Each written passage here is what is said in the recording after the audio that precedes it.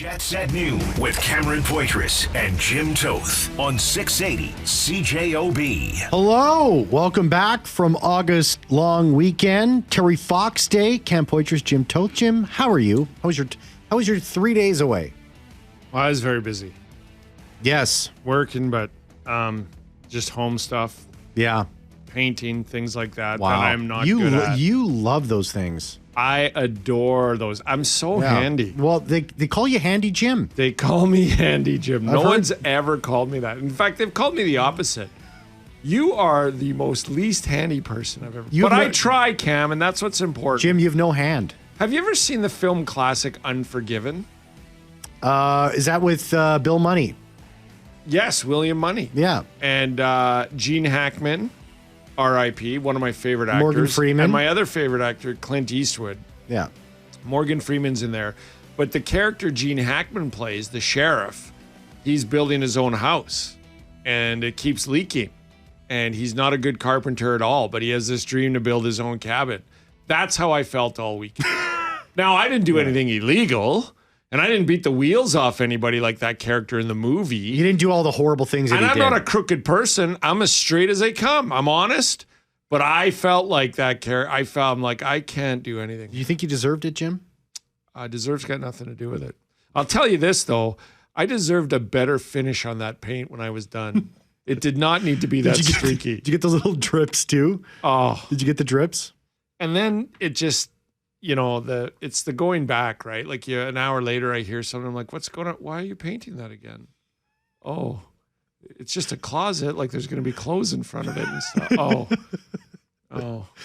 Children really shouldn't see streaks like that? No. Jets at Noon is brought to you by Wash Method Car Wash, 690 St. Anne's Road. VIP take on the text line to win a VIP car wash from our good friends at Wash Method. 204-780-6868. We'll announce the winner later in the program, which is coming at you live from the Boston Pizza Studio for gourmet pizza and pasta. Bring the team to Boston Pizza.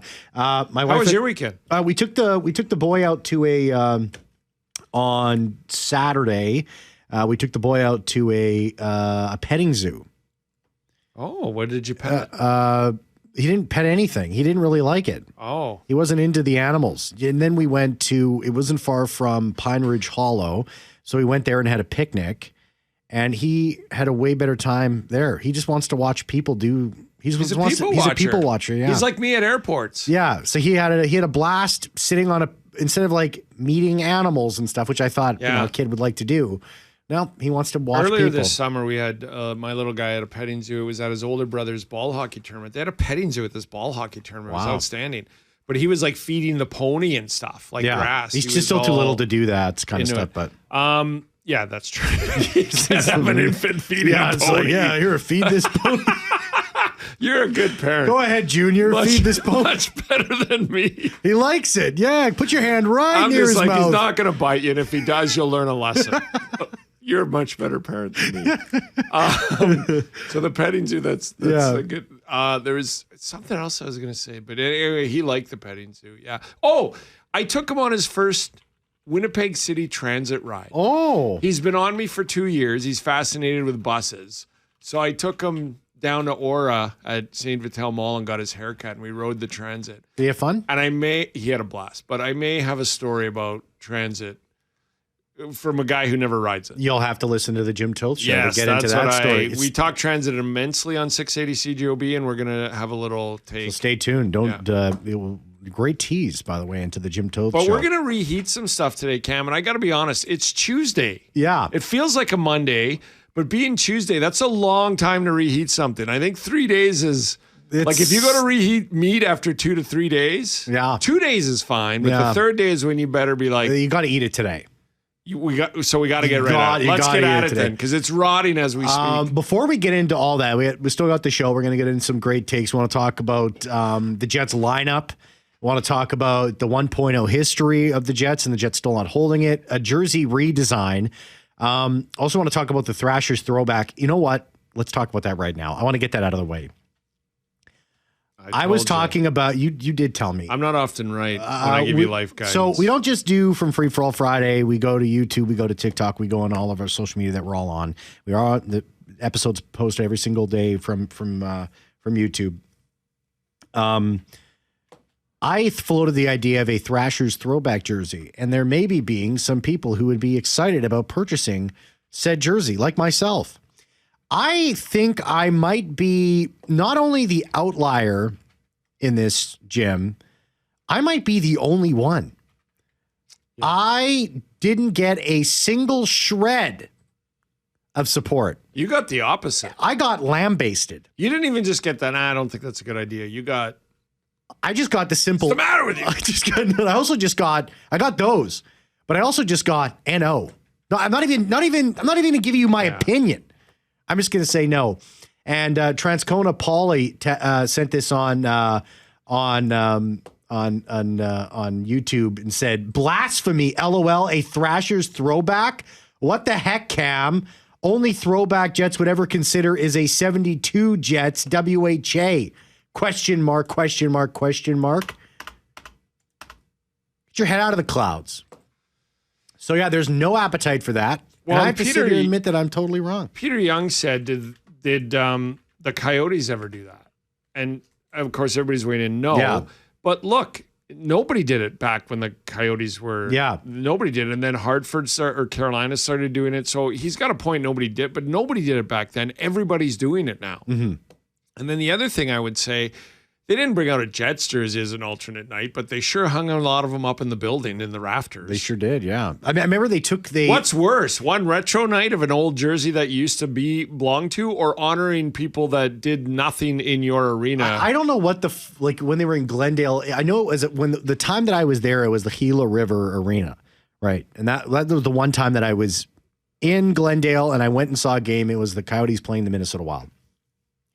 And they didn't have Hall and Steen and Howard Chuck in the rafters, but they did have them off to the side on they had these big plaques with their names on it. So and the that's number. Worse in my mind. Yeah. So, but they still had them. Their names were still in the arena. Their numbers were still present, but they weren't actually in the rafters. Let me ask you this. That was years. I don't even remember what year it was, but it was a while ago. If this team was still in Atlanta, Kovalchuk's jersey would be retired by now. No? Oh, yeah, absolutely. Without a doubt. Should they do it here? No.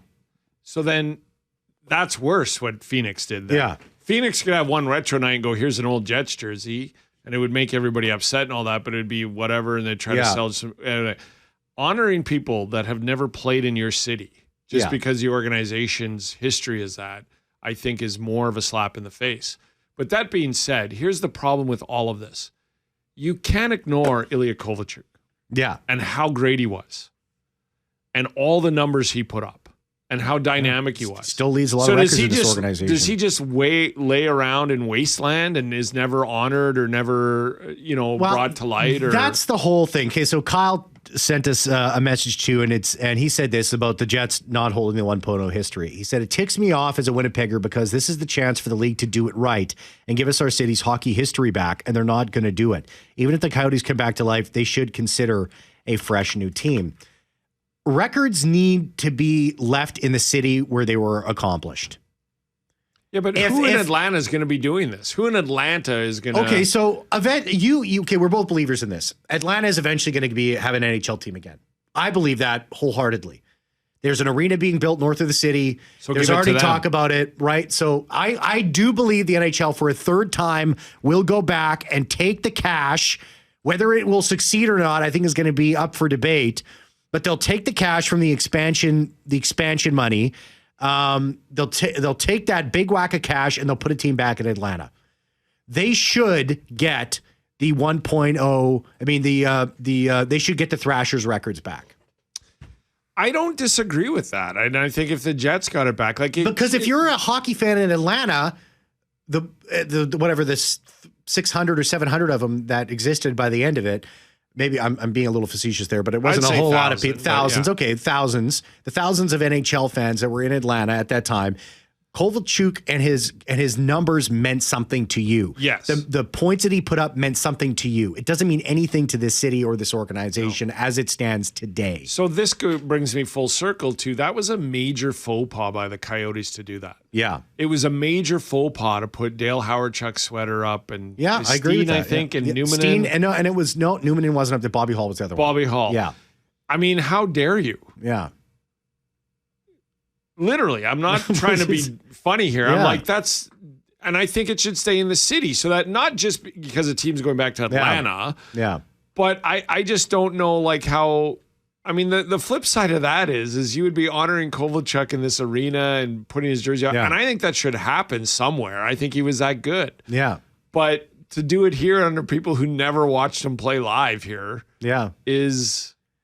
Well, I would say the vast majority of the population of Jets fans, they look at the records and they say, okay, the Atlanta Thrashers records are here. But, what does it mean? And even Mark Scheifele himself... He's going after Dale Howardchuk's numbers, right? That's what he's chasing, right? That's the history that he's chasing himself. But this is he's not worried about beating Kovalchuk. I mean, he even said that afterwards. That he's like he's got one other number in mind, the real number. This all would have been fine if it was the Coyotes that came back here. Now they're in Utah. Yeah, and Atlanta could have gone to Utah. Okay, but Shane Doan's exceptional career. Yeah. In Arizona, then he would have come here and he would have said, "Going to the rafters in Utah." No, he shouldn't. No, he should not. So in Shane Doan's numbers, even though he was drafted by the Winnipeg Jets, 100%. Remember that he was a the very plan, short right? stint as a Jet. Yeah, he was played in the city, but his numbers and his record shouldn't come here to Winnipeg. They just shouldn't. Yeah, and I remember like that's how this came about, right? Yeah. It was going to be Phoenix. Yeah, and then the board or whoever voted said no. And then they said, well, what about Atlanta? Because somebody just threw the keys on the table, literally. Yeah. Like this was not a plan. The plan was to bring the NHL back, and then it kind of happened this way. But if they could have just said and wised up a few years earlier and said, okay, Phoenix, you can go back to Winnipeg instead of... We got lots more to reheat here on Jets at Noon. We'll get back to some of the takes that we saw on YouTube, on TikTok, on Hot X. takes. But I want to go back. When we come back after 12:30, I want to talk about Elliotte Friedman and 32 Thoughts. Yes. He put out a very interesting quote about the dynamic within the Winnipeg Jets locker room. And I want to say this. This is something that the players said all the time. Even regardless when they were going through the tough times and the bad seasons and the missed playoffs, there was a lot of questions. But the players were very steadfast when they came on these airways and we spoke to them. They always said this too as well. But I want to read this quote, and we'll get to it when we come back after 12:30. You're going to want to hear it too as well. Don't go anywhere. Jets at Noon with Cameron Poitras and Jim Toth on 680 CJOB. We'll talk about those comments from Elliotte Friedman in 32 Thoughts in regards to the Winnipeg Jets and their relationships. I'll read that quote when we come back. But Adam said on Friday, hey, 5 years with the same design of their home jerseys. The home uniform needs an update, in my opinion. Other teams do it. It's our turn. What do you think about an update of the Winnipeg Jets jersey? I do not like logo redesigns. I don't. I don't either. I feel like your logo's your logo. I feel like you start off with one, and that's the one because they always end up going back to it after a while.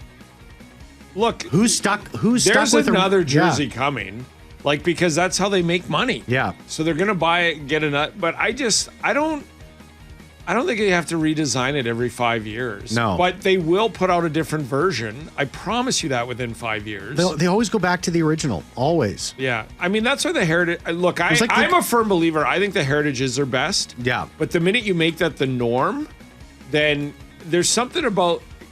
It's like the McRib at McDonald's. Mm-hmm. Now, I don't eat this, but I have friends who wait for that to come back. And they always say, why don't they have it all year round? And I'm like, because you wouldn't buy it all year round. Yeah, because it's gross. But you buy 40 of them in a 30-day period because it's back for a limited time. I worked at McDonald's when we were McRibbing. Do not tell us what it's. I'll leave it at that. But I mean, we'll be right back. I'd rather get the McNuggets year round. Who doesn't love a McNugget? I love McNuggets. You can't not love the McNugget. Car Wash, 690 St. Anne's Road. VIP take on the text line and win a VIP car wash from my good friends at Wash Method. 204-780-6868. We'll announce a winner later in the program as we're coming at you live from the Boston Pizza Studio. For gourmet pizza and pasta, bring the team to Boston Pizza. So Kyle Bukakis and Elliotte Friedman, the 32 Thoughts podcast. Every time I read the last name Bukakis, I always think of Napoleon Dynamite. where Uncle Rico says that Grandma broke her coccyx. She'll be out for a while. And I always, she'll be out for a while. I don't know. It could take a while. Is Uncle Rico, he should have been he was popular, but he should have been, he should be like Shooter McGavin to me. I adored Uncle Rico. Uncle Rico is just... Coach would have put me in fourth quarter. We would have won state for sure. There's no doubt in my mind. Grandma said, get out of our lives and stop eating all our steak. The best line was when he's like, how long is a chat room? And Kip is like, well, some can last a couple hours. Holy. And then he's like, sometimes it gets pretty expensive. Grandma gets upset. And the classic line, because my grandma used to say that, was, I bet she does. I'd throw you right out the window. So anyways, I love Napoleon Dynamite. Uncle Rico. Tupperware, he said, now why don't you look like a strong young man? Why don't you try and give that a tear? Can't do it. You can't do it. Uncle Rico, when he's getting his fist right up to his chin. Anyways, I love Uncle Rico, man. So coach will put me in fourth quarter. We don't want state, no doubt in my mind. I, over the years, have been sent. And Terry left me. Said I was living in the past. I've been sent over the years thousands of gifts of Uncle Rico every time a Bears quarterback does not perform well. Thousands. Anyways, on the 32 Thoughts, Elliotte Friedman said this about the Winnipeg Jets, and this was in regards to Dylan Samberg. And you actually had a bit of interesting information about Samberg's contract. Well, over Elliotte 3 years. Friedman did, actually. Yeah, I listened to the podcast, and Elliotte Friedman said it's interesting that Elliotte said he had a sort of a friendly wager with another executive in the NHL saying that there's no way he wouldn't get less or take less than 6. Now, the AAV is 5.75, but next year he only makes 4 something. And then the free agency years he makes into the 6s. Yeah. So here's the actual numbers. So 4.25 for next year. This is from Friedman, yeah, but now it's up in public. Yeah. So it was 4.25. 4.25 next year for Dylan and then Samberg. it's 6.5 for 2026, 27, and then 27, 28. 6.5. So million. he got his 6. Yeah. In the free agent years. Yes. That's interesting, right? Yeah. We'll give you the raise that we think you deserve as your rights with us run out. Mm-hmm. And then for the free agent years, we'll pay you. So for everybody who kept saying he wouldn't get 6 in free agency, essentially the Jets gave it to him for the free agent years. But they bring the AAV down. Because the 4 is in the last year of RFA status.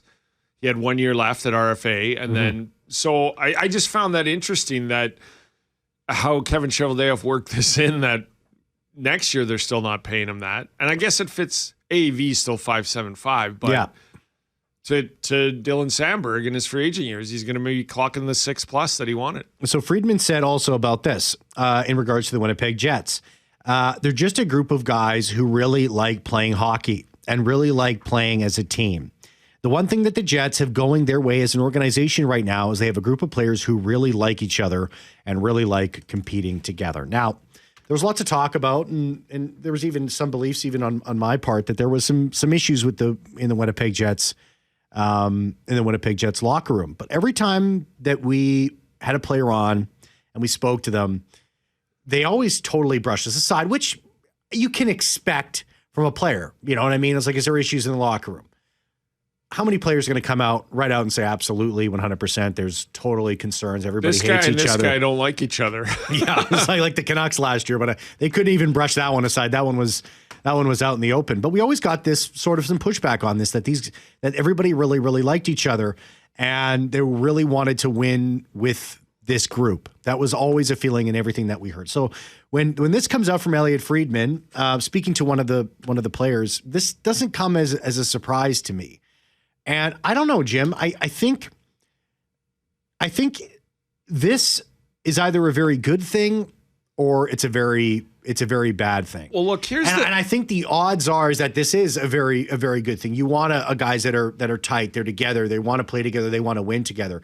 That's a huge bonus. But I think this is sort of that hinge, right? Is if this team is going to win a Stanley Cup or at least get to a Cup final and take that next step next year and the years after that, it's because of this reason. But if they kind of only get as far as the second round, maybe they get back into a Western Conference sometime and, they get bounced out of it or whatever, and they only go so far, it might be for this reason as well. I totally agree with that. What do you think of that, So Jim? there's two ways this can go. First of all, it's good. So back to the Wheeler days and, so-and-so is not happy, this and that. I think that happened. I think he rubbed some players the wrong way and not all the players liked him. Do I think it was to the point where people demanded trades and things like that? No, I don't. And I don't think the peripheral players around the ones that were involved were to the point, well, this is unbearable every day. I think they just, like any group of 20 people, you're going to have some people that aren't fan favorites of each other. And how the other 20 react to that is, well, they don't, whatever, it doesn't affect me. And, blah, blah, blah. That's what I think was happening there. So it's never as bad as we think it is, and it's never as good as we think it is. The Vancouver incident is a prime example. Like that never got to a point in the Jets. And I'm not sugarcoating the Jets didn't have some issues. They did. But I don't think it was to the point where I cannot say, like, I was back in the room during the Evander Kane days, and I could see people literally roll their eyes sometimes with him. And so, but they all still, he was here for a couple of years and they all made it work till it didn't, right? Yeah, exactly. That's my point. Like, I think this happens more often than not. And I don't think it often gets to a point where it's unbearable for everybody. I saw a podcast with Tyler Myers on it this summer, and he said, look, it was this, it was that.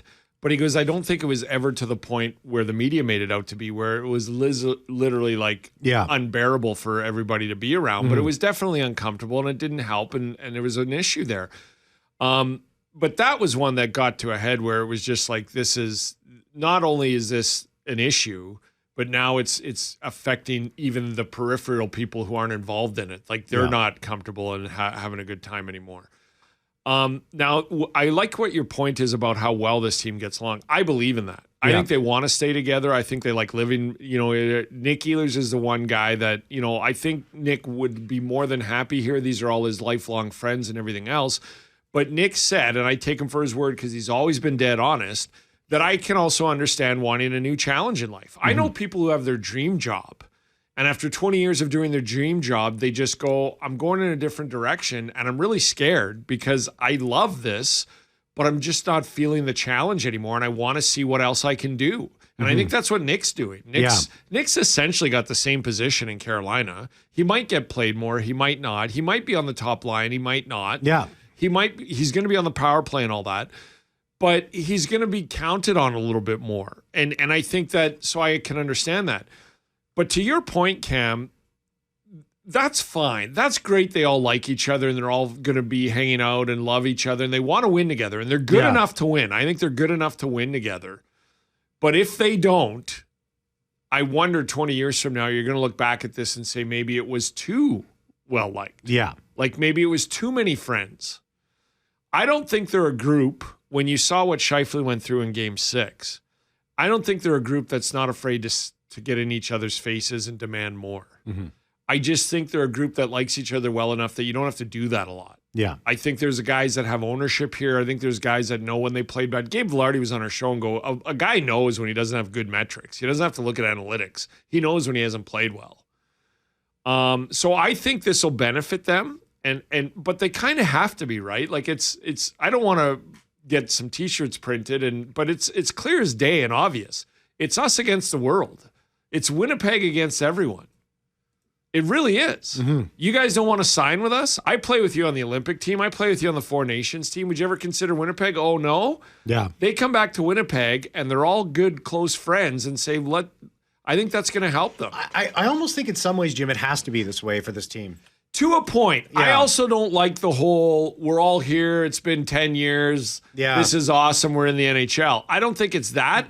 But that has happened in the past, too, where everybody gets comfortable because everybody knows each other and likes each other. And that's always going to be the Jets will always have that, the sort of the country club sort of stereotype around this team. Well, I don't think it's a country club, though. I think I don't think they have to treat the players exceptionally well. I don't think it is, but that's always going to be the stereotype of in this market and having, that this guy's been around for a long time. I don't think if Jonathan Toews signs in Boston, the owner's meeting him at the airport and driving him from the airport to the rink for the press conference. Probably not. I don't know that. Maybe he is. Yeah. Maybe he's busy that day. I think there's other ownerships that literally own a team because they own multi-businesses and they're not available on certain days.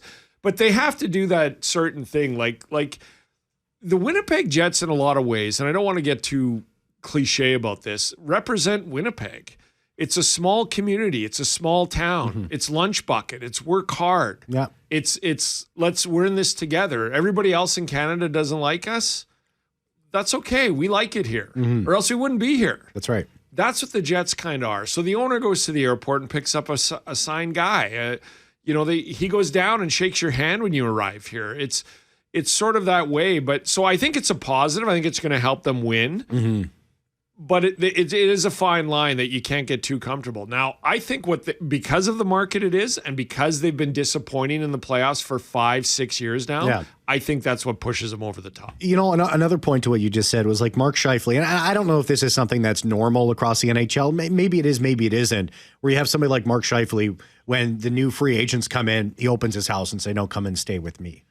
Yeah, like Luke Chen and Brandon Tanev. I think that speaks to what you're talking about. Like, yeah.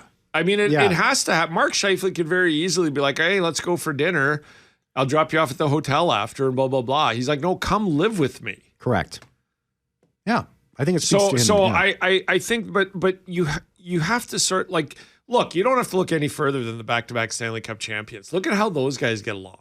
Yeah. They're floating in each other's pools. Well, it's easy though, They're right? They're bombed. Yeah. Like you're winning. But Cam, it's easy when you're winning, but you got to win first. Yeah. And you don't win if you don't work together. If one person thinks his role should be bigger than it is, if another person thinks that he's taken too much blame for something that shouldn't be done.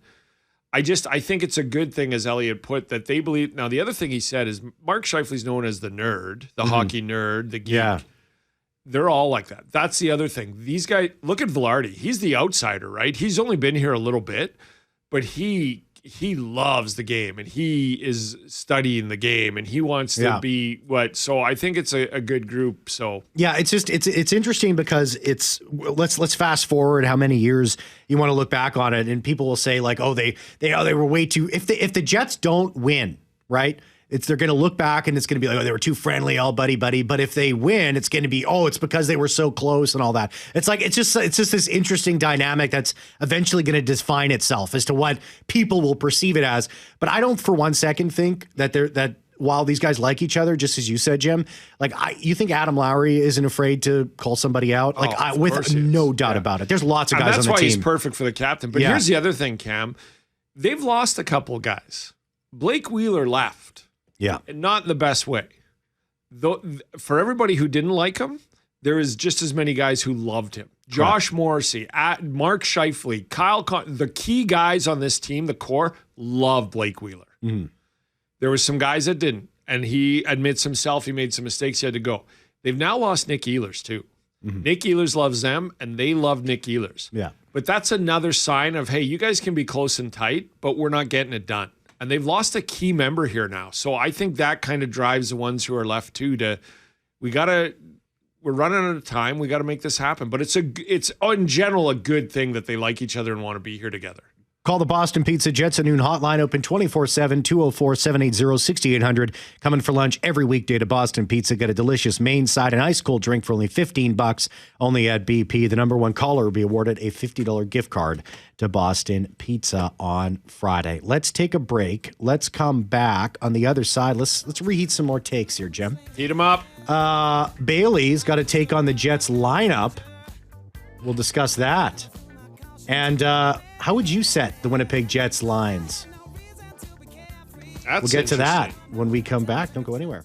Jim Toth on 680 CJOB. Hey, let's give away that car wash from my good friends at 690 St. Anne's Road Wash Method, the VIP car wash there. Text the show. Best text comes from Margaret, who says, "Hi, Cam and Jim. I have a suggestion. There should be a Canadian division represented in the NHL.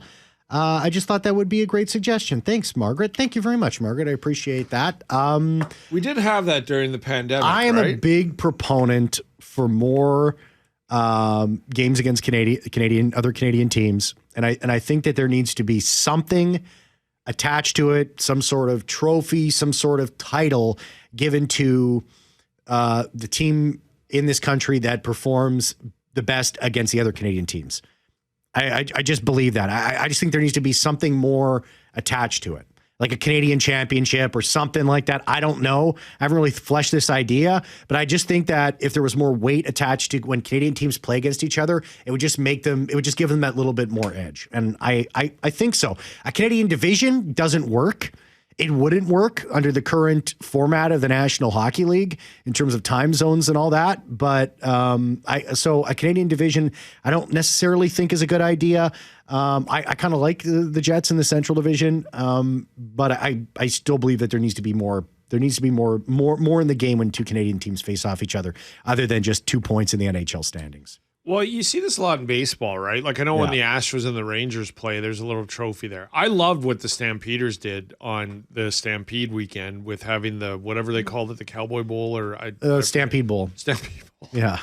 Stampede Bowl. I think that's brilliant, right? Yeah. And that's marketing that's gone away. Well, look at where the Banjo Bowl started and look where it is now. They used to send the stamps on the road because they're like, oh, everybody's at Stampede, blah, blah, blah. Yeah. I used to always think that there's literally millions of people coming to the city this week and next week.